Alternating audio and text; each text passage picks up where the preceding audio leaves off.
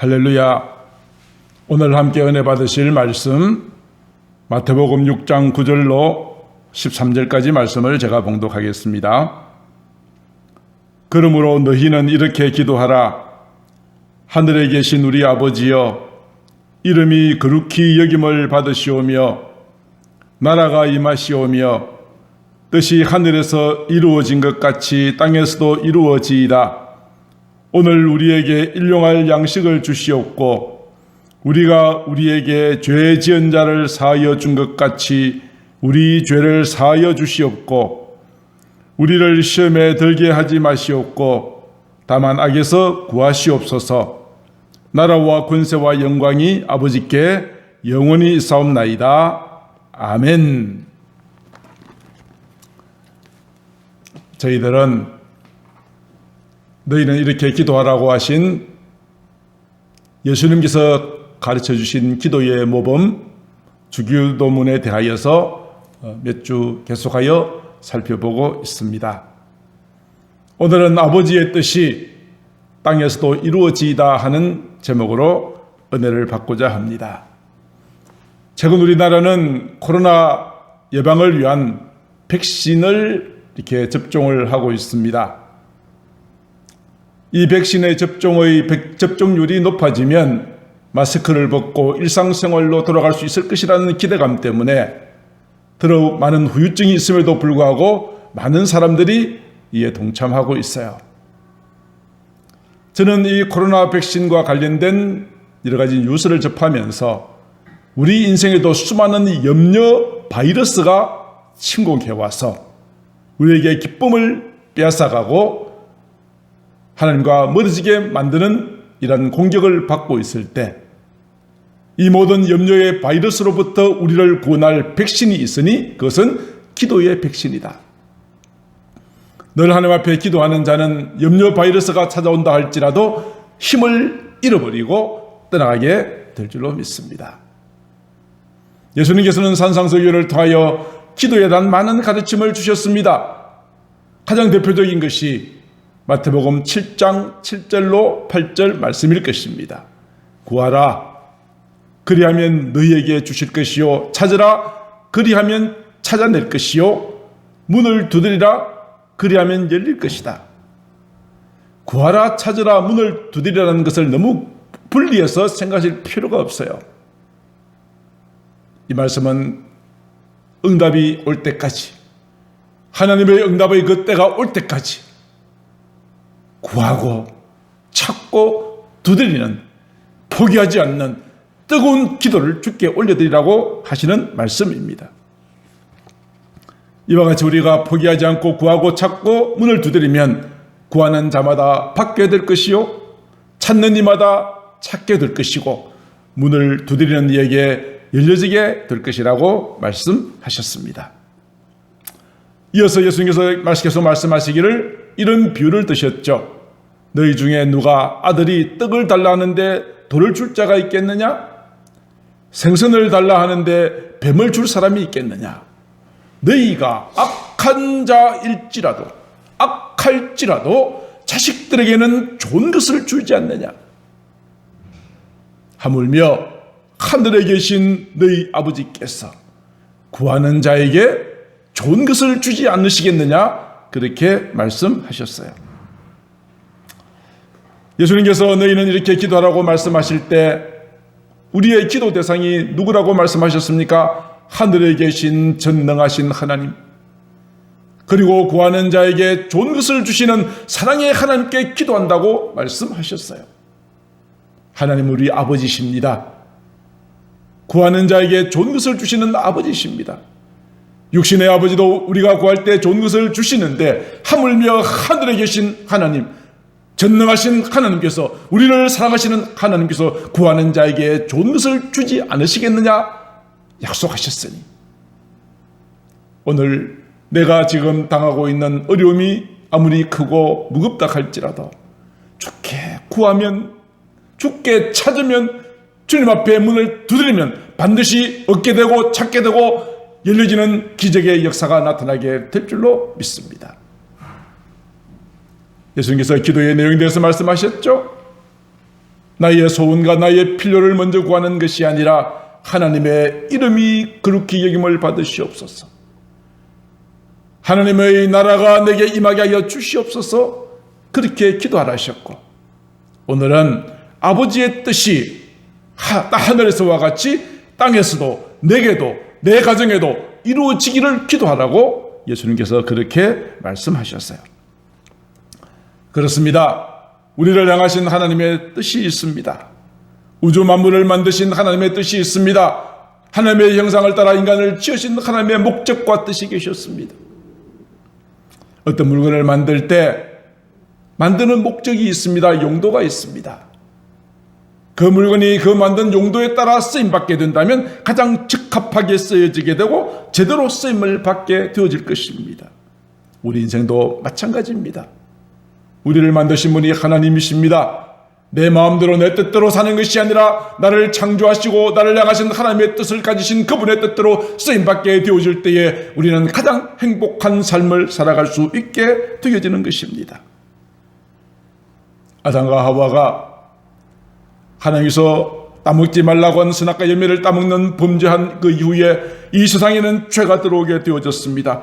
이 세상은 악한 사탄과 마귀가 지배하는 세상이 되었습니다. 쉴 새 없이 죄의 저주가 우리에게 임하고 수많은 환난과 위기와 고통이 우리에게 임하게 되어집니다. 그러나 우리 그리스도인들은 이런 믿음을 가지고 있죠. 로마서 8장 28절, 우리가 알거니와 하나님을 사랑하는 저와 여러분들, 곧 하나님의 뜻대로 부르심을 입은 저와 여러분들에게는 모든 환난도 고통도 눈물도 아픔도 합력하여 마침내 선을 이루시느니라. 이것이 우리가 가진 믿음입니다. 우리가 하나님을 사랑하기에, 나는 하나님께 뜻대로 부르심을 받은 자임을 확신하기에 우리는 그 하나님의 뜻을 따라 순종하는 삶을 살게 되고 7번 넘어질지라도 8번 다시 일어서는 7.8기의 믿음으로 역전하시는 하나님을 따라서 내 인생의 대역전이 이루어지고 이전 것은 지나갔으니 보라 새 것이 되었도다, 새로운 삶을 살아갈 수 있는 축복의 주인공이 되어지는 것입니다. 그렇다면 우리를 향하신 하나님의 뜻은 도대체 무엇일까요? 그 뜻이 이 땅에서도 내게도 이루어지기를 바라는 하나님의 뜻이 도대체 무엇인지를 알아야 하지 않겠습니까? 성경에는 66권 전체적으로 많은 뜻이 있습니다만 그 중에 가장 대표적인 것을 말씀한다면 하나님의 뜻은 우리 하나님의 형상을 따라 지음받은 인생들이 범죄하여 타락하여 영원히 멸망받을 수밖에 없게 되었으나 세상을 처럼 사랑하신 하나님께서 그의 아들 독생자 예수 그리스도를 이 땅에 보내심으로 누구든지 그를 믿는 자마다 믿음으로 멸망하지 않고 영생을 얻게 하시는 것이 하나님의 뜻이었어요. 우리를 사랑하신 하나님은 우리를 위하여서 독생자 예수 그리스도까지 아끼지 않고 내어보내주셨어요. 그 예수를 내가 믿고 그 십자가의 은혜로 말미암아 구원받게 되어지는 것이 하나님의 뜻이래요. 사도 바울도 디모데전서 2장 4절에 이렇게 말합니다. 하나님은 모든 사람이 구원을 받기를 원하신다. 모든 사람이 진리를 아는 데 이르기를 원하신다고 말씀하여 주셨습니다. 오늘 우리가 이렇게 예수님을 믿고 구원받게 되어진 것이 하나님의 뜻이요 하나님의 기쁨이 될 줄로 믿습니다. 우리를 향한 하나님의 뜻은 또 무엇입니까? 우리가 하나님의 자녀답게 거룩하게 사는 것입니다. 데살로니가전서 4장 3절로 4절에 보니까 하나님의 뜻은 이것이니 곧 너희의 거룩함이라. 세상과 구별되어진 하나님의 자녀답게 살아가는 우리의 삶을 하나님께서는 원하신다고 말씀하여 주셨습니다. 그리하여 거룩함과 존귀함으로 살아가야 한다고 말씀하여 주셨습니다. 우리를 향한 하나님의 뜻은 무엇입니까? 우리가 정말 방탕하지 않는 것입니다. 로마서 13장 13절로 14절, 낮에와 같이 단정히 행하고, 밤의 문화는 타락의 문화입니다. 향락의 문화입니다. 죄악의 문화입니다. 그럼 우리는 낮에와 같이 단정하게 행하고 방탕하거나 술 취하지 말고 음란하거나 호색하지 말고 다투거나 시기하지 말고 우리는 오직 예수 그리스도로 옷을 입고 정욕을 위하여 육신의 일을 도모하지 않고 살아가는 것이 우리를 향하신 하나님의 뜻입니다. 우리를 향하신 하나님의 뜻은 또 무엇입니까? 데살로니가전서 5장 16절로 18절 항상 기뻐하는 것, 쉬지 않고 기도하는 것, 범사에 감사하는 것, 이것이 그리스도 예수 안에서 우리를 향하신 하나님의 뜻이라고 했습니다. 여러분의 삶에 늘 기쁜 일, 좋은 일만 있는 것은 아닐지라도 항상 기뻐하고 쉬지 말고 기도하고 범사에 감사하는 삶을 살아가는 것이 우리를 향하신 하나님의 뜻이라고 하십니다. 우리를 향하신 하나님의 뜻은 또 무엇입니까? 서로 사랑하며 사는 것입니다. 예수님께서 제자들에게 말씀하셔 주셨습니다. 새 계명을 너희에게 주노니 서로 사랑하라. 내가 너희를 사랑한 것 같이, 내가 너희를 위하여 나의 목숨도 아끼지 않고 준 것 같이 너희도 그렇게 서로 사랑하라고 하셨습니다. 이렇게 사랑하면 비로소 사람들이 너희가 내 제자인 줄 알리라, 그렇게 말씀하셨습니다. 서로 사랑하며 살아가는 것이 하나님의 뜻입니다. 이웃을 향한 최고의 사랑은 무엇일까요? 우리에게 그들에게 벗었을 때 입을 것을 주고 굶주렸을 때 먹을 것을 주는 것도 사랑이지만 최고의 사랑은 무엇일까요? 그것은 그들에게 복음을 전하여 구원받게 하는 일입니다. 다니엘 선자는 이렇게 말합니다. 지혜 있는 자는 궁창의 빛과 같이 빛날 것이요, 많은 사람을 옳은 대로 인도한 자는, 옳은 대로 돌아오게 한 자는, 죄악으로 달려가는, 멸망으로 달려가는 자들을 향하여 주님의 사랑을, 십자가의 복음을 전하여 그들로 하여금 구원의 길로, 축복의 길로, 영생의 길로 돌아오게 한 자는 빛과 같이 영원히 빛나는 존재가 되게 하실 것이라고 말씀하셨습니다. 이것이 우리를 향하신 하나님의 뜻이라고 하였습니다. 예수님께서도 이 땅에 오시어서 마지막 십자가에 못 박혀 죽으시는 순간까지 아버지 하나님의 뜻을 이루는 삶을 사셨습니다. 예수님께서 이렇게 고백하신 적이 있죠. 요한복음 6장 38절, 내가 하늘에서 내려온 이유는 내 뜻을 행하려 함이 아니라 나를 보내신 이의 뜻을 행하려 함이라고 말씀하셨습니다. 하나님의 뜻은 내가 죽어서 모든 인류의 모든 사람의 죄를 대신하여 십자가에 못 박혀 죽음으로 우리를 구원하시고자 하시는 것이 하나님의 뜻이었다고 주님께서는 그렇게 말씀하여 주셨습니다. 40절에 그렇게 되어 있죠. 내 아버지의 뜻은 아들을 보고 믿는 자마다 영생을 얻는 이것이니라. 예수님의 모든 생애는 이와 같이 하나님의 뜻을 이루어가는 삶으로 점철되어져 있다는 사실을 말씀해 주고 있습니다. 이 모든 것들의 클라이막스는 어디입니까? 예수님께서 십자가에 못 박혀 죽으시기 전날 밤 겟세마네 동산에 올라가시어 피땀 흘리며 기도하셨습니다. 무슨 기도하셨습니까? 내 아버지여, 내가 져야 할 십자가의 무게가 너무나도 고통스럽고 무겁습니다. 할만하시거든 이 잔을 내게서 지나가게 해 주십시오. 그러나 예수님께서는 이렇게 기도하십니다. 그러나 나의 원대로 마시옵고 내 원대로 마시옵고 아버지 원대로 하옵소서. 십자가를 지는 것이 아버지의 뜻이라면 이 십자가를 잘 감당할 수 있는 힘을 내게 더하여 달라고 주님은 그렇게 기도하셨습니다. 그리고 마지막 십자가 위에서 달리셔서 운명하시기 전에 외치신 함성이 있죠. 내가 다 이루었도다. 나를 보내신 아버지의 뜻을 다 완수하였다. 내가 죽어서 사탄의 머리가 깨어지고 원수들이 패배하고 나를 통하여 하나님께 나아가는 구원의 길, 십자가의 길이 열렸으니 내가 다 이루었다 말씀하시고 운명하셨습니다. 사랑하는 성도 여러분들이여, 우리가 하나님의 뜻을 바르게 깨달을진데 우리는 어떤 십자가의 길을 할지라도 주님처럼 걸어가게 될 줄로 믿습니다. 주님의 뜻을 따라가는 자, 하나님의 뜻대로 부르심을 내본 자들에게는 모든 것이 합력하여 선을 이루신다는 말씀이 오늘 내게 아멘으로 받아들여지게 될 때에 어떠한 시험과 고난과 핍박이 온다 할지라도 우리는 결코 넘어지지 않는 믿음의 승리자가 될 줄로 믿습니다. 자, 그런데 내 삶 가운데 이런저런 많은 문제가 다가올 때가 있습니다. 내가 선택해야 할 문제, 내가 직면하고 있는 것에 대한 하나님의 뜻이 무엇인가를 분별하기 어려울 때가 있어요. 성경에 분명하게 명확하게 기록된 것도 있지만 그렇지 그렇지 않은 것이 참 많이 있어요. 내가 어떤 학교를 선택할 것인가, 어떤 직장에 들어갈 것인가, 나는 누구와 결혼을 할 것인가, 배우자의 선택의 문제라든지 이 모든 것들은 때때로 우리에게 명확하게 성경에 기록되지 않은 것들이 많이 있어요. 그럴 때 나는 무엇이 하나님의 뜻인지를 어떻게 알 수 있겠습니까? 때때로는 하나님의 뜻인지 나의 신념인지 나의 희망사항인지 나의 감정인지 혼돈될 때가 있다 이 말이죠. 우리가 하나님의 뜻을 잘 분별하지 못하는 것은 내 욕심이 앞서기 때문일지도 모릅니다. 내 생각이 앞서기 때문입니다.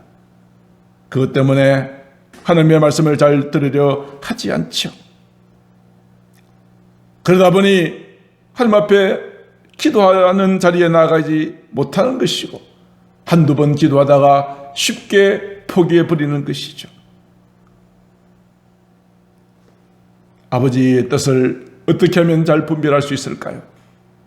내가 직면하고 있는 문제에 대한 아버지 하나님의 뜻을 어떻게 알 수 있을까요? 사도 바울은 로마서 12장 2절에서 말합니다. 너희는 이 세대를 본받지 마라. 이 세대를 본받지 마라. 많은 사람들이 간다고 그 길이 옳은 길이 아니다. 많은 사람들이 동의한다고 그 길이 진리가 아니다. 많은 사람들이 넓은 길을 찾아가지만 우리가 가는 길은 좁은 길이다. 세상의 풍조를 따라가고 유행을 따라가고 내 기분, 내 감정 따라가는 것은 하나님의 뜻을 분별하는 일에 가장 첫 걸림돌이 될 수 있다. 이 세대를 본받지 마라. 오직 마음을 새롭게 함으로 변화를 받아라. 그때 하나님의 선하시고 기뻐하시고 온전하신 뜻이 무엇인지 구별할 수 있게 된다는 것입니다. 아버지의 뜻이 이 땅에 이루어지기를 위하여 기도한다면 내 생각을 내려놓아야 합니다. 내가 직면한 문제 앞에 하나님, 오늘 이 상황 가운데서 나에게 주시고자 하시는 하나님의 뜻이 무엇인지 깨닫게 해주십시오. 깨닫게 해주십시오. 간절하게 기도하면 하나님께서 말씀을 깨닫게 하시고 또 말씀을 믿게 하여 주십니다. 내 마음에 확신이 생겨지고 마음의 평안이 임하게 되어집니다. 그리고 마지막 확인, 점검 단계는 말씀에 비추어 보는 것입니다. 내가 기도하는 가운데 어떤 확신이 오고 어떤 생각이 깨달아졌다 할지라도 하나님의 말씀에 비추어서 이것이 옳은지 그른지를 최종적으로 점검해 보는 것이 꼭 필요합니다. 하나님의 말씀에 의하여 최종적으로 확인되어지면 이것이 하나님의 뜻이라고 확신이 서게 되면 우리는 과감하게 믿음으로 도전하고 그 말씀을 받아들여야 합니다. 창세기 12장에 보면은 하나님께서 아브라함을 부르십니다. 아브라함은 갈대아 우르라는 지역에서 살았습니다. 오랫동안 그곳에서 태어났고 자랐고 성장했던 그의 모든 삶의 터전입니다.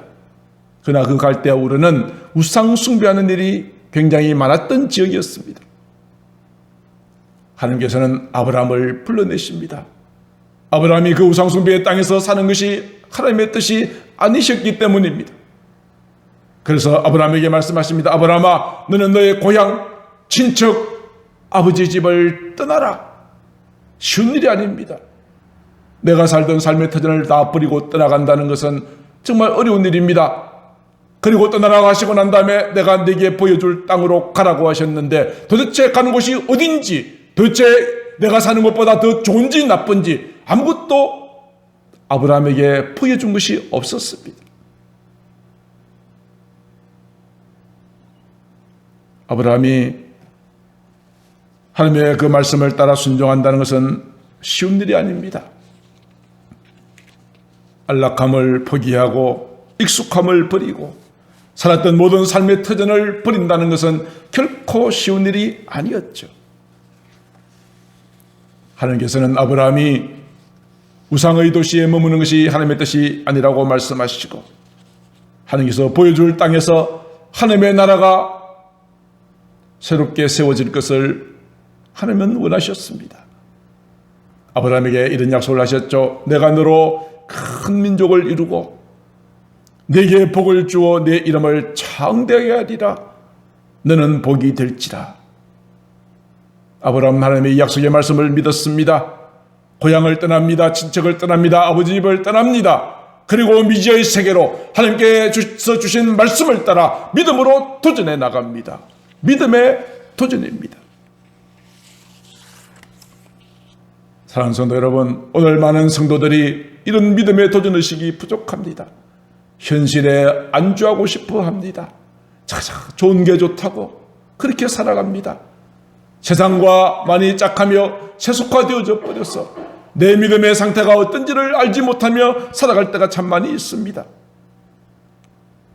아브라함은 하나님이 주신 말씀을 따라 하나님의 뜻이 내가 이곳에 머무는 것이 아니라는 사실을 깨닫고 난 다음 그는 믿음으로 도전합니다. 떠납니다. 그 결과 그는 믿음의 조상이 되었습니다. 그의 가문에 예수 그리스도가 태어나는 가문의 축복의 주인공이 될 수 있었습니다.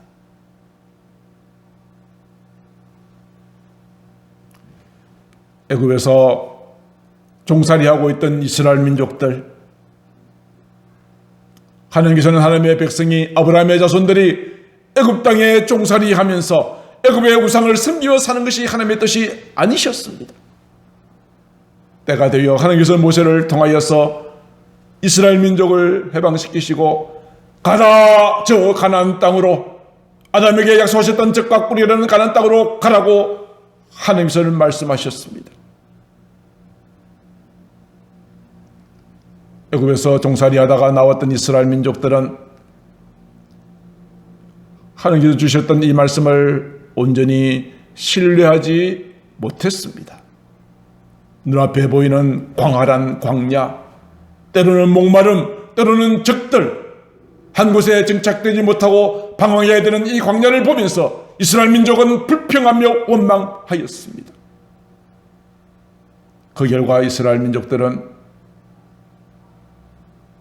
가나안 땅에 들어가지 못하고 광야에서 다 죽고 말았습니다. 그러나 하나님의 뜻, 하나님의 말씀, 약속을 신실하게 믿었던 여호수아와 갈렙 두 사람만 가나안 땅에 들어가는 축복의 주인공이 될 수 있었습니다. 사랑하는 성도 여러분, 때때로 우리 앞에 아브라함처럼 미래의 어떤 비전도 보이지 않는 것 같고 이스라엘 민족들처럼 눈앞에는 광야가 펼쳐져 있는 것 같다 할지라도 아버지의 뜻이라면 순종할 수 있게 되기를 바랍니다. 하나님을 사랑하는 자 곧 그의 뜻대로 부르심을 입은 저와 여러분들에게는 하나님은 마침내 모든 것이 합력하여 선을 이루실 것입니다.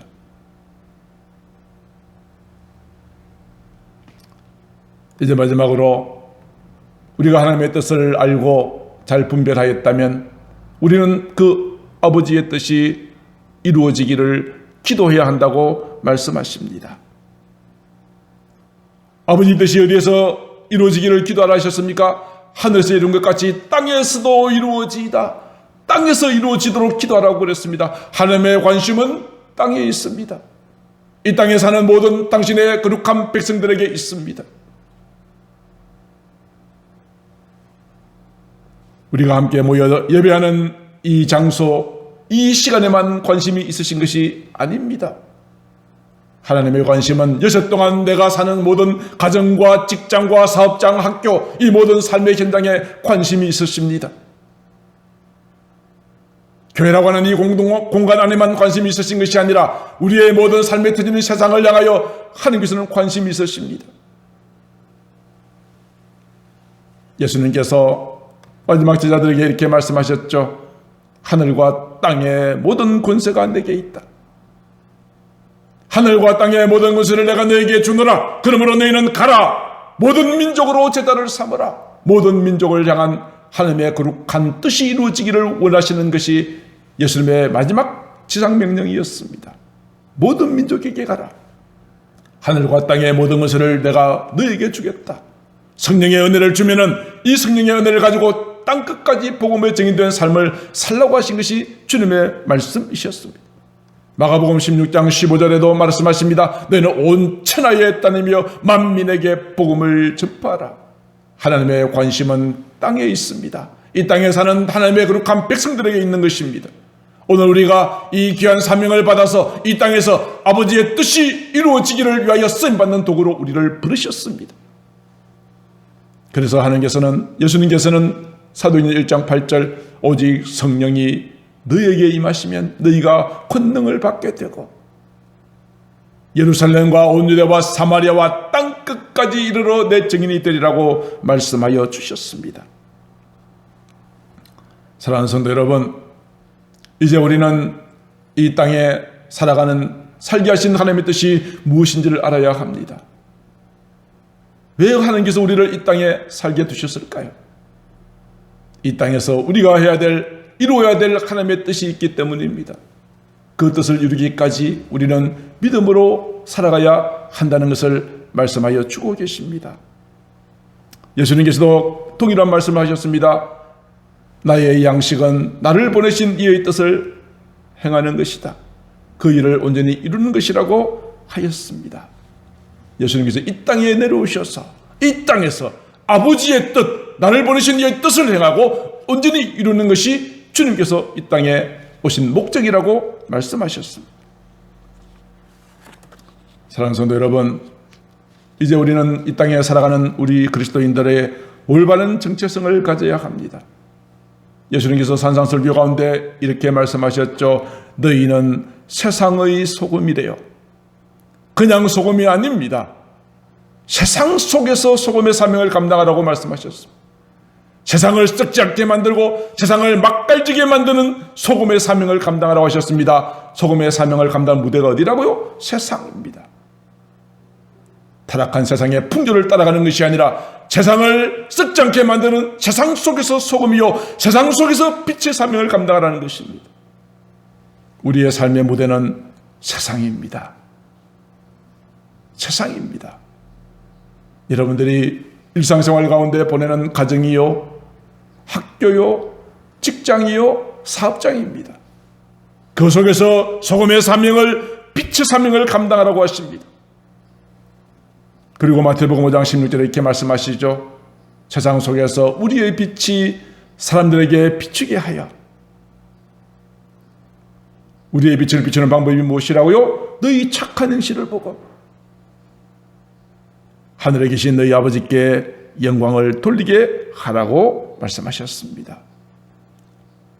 아버지의 뜻이 이 땅에 이루어지게 되는 것, 이 땅, 즉 세상 속에서 소금과 빛의 사명을 감당하여 우리의 착한 행실로 함께 영광을 올려드리게 해달라는 기도가 아버지의 뜻이 이 땅에서 이루어지기를 원하는 기도의 중요한 핵심입니다.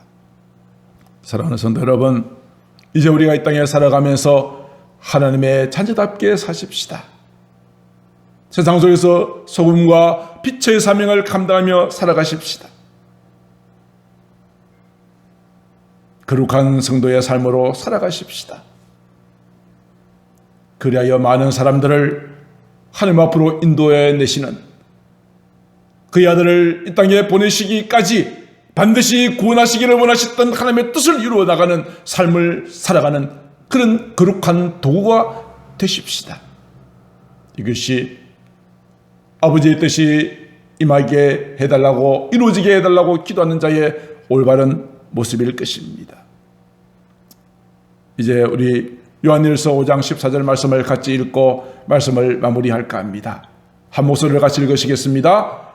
그를 향하여 우리가 가진 바 담대함이 이것이니 그의 뜻대로 무엇을 구하시면 들으심이라. 아멘.